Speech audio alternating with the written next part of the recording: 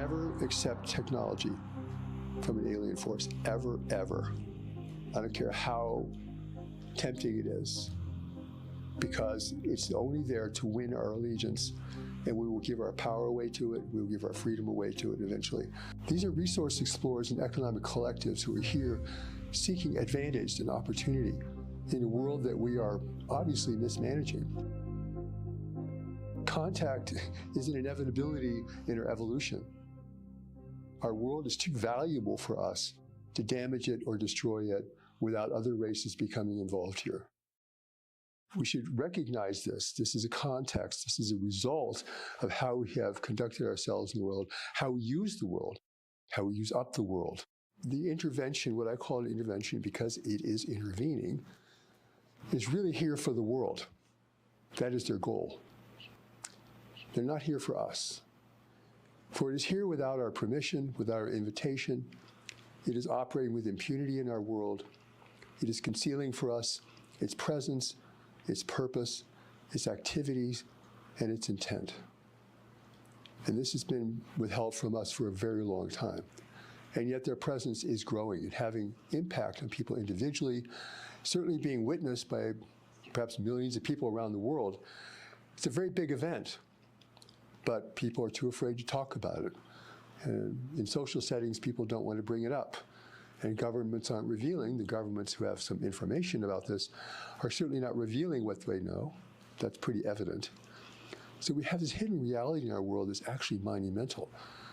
We think of it as peripheral to our interests and even to the major events happening in the world today. But it is not peripheral. It's actually deeply involved. If they've been hiding their presence and their purpose for all this time, they have some other agenda. And that they've entered the world at a time of environmental degradation, a time following world wars, nuclear proliferation.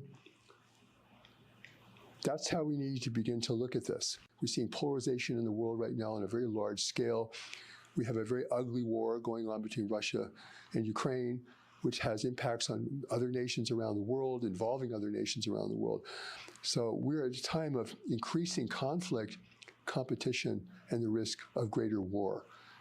So now the intervention, which seeks to preserve the planet and certainly seeks to avoid nuclear proliferation, is engaging with us on many different levels. And so I'd like to show you this image. What is the relationship between contact and change in the world? So let's start on the right-hand side, which is change created by human life and influencing alien responses. We're changing this world. We're limiting its resources. We're limiting the habitability of this world through a warming climate at an alarming rate. This has brought foreign intervention here. This has really triggered it in an active phase. Rather than just being observing us from afar, it is now engaging with us very directly, increasingly. Unbeknownst to the public, unrevealed by our government, which knows some things about this, it is happening around us. And this is making us increasingly vulnerable to foreign persuasion and intervention. So let's dispel this notion that if they were really dangerous to us, they would have attacked us or destroyed our world. The world is the prize, and they need us to work for them because they cannot live here. So we are part of the asset of the world. And destroying the environment of the world is the last thing they want to see happen, or even destroying us as a workforce is not what they seek. This is not their goal. So it's really faulty logic to think they're either here to benefit us or they're here to attack us, because there's many different possibilities between those two extremes. In any clever race in the universe who recognizes that we are warlike and destructive is going to take some kind of subtle tact in being in the world. Present but not seen. Effective but not recognized. Influencing but not seen as a source of influence. You see what I'm saying? They're using a greater cunning and intelligence now to plant themselves in the world, largely without our awareness, because they don't have our consent to be here.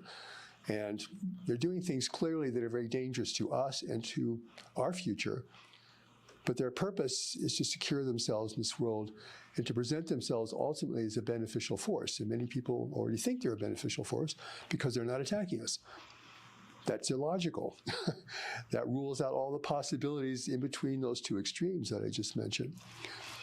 So we have to begin to look at this shift of their purpose being the world, because the world is the prize. Because if we don't get this right, we're going to sell ourselves down the river. That means we will give our freedom away willingly, intentionally, stupidly, unnecessarily. They may fly with impunity in our skies, but they do not control the ground. We are in charge of the surface of the earth.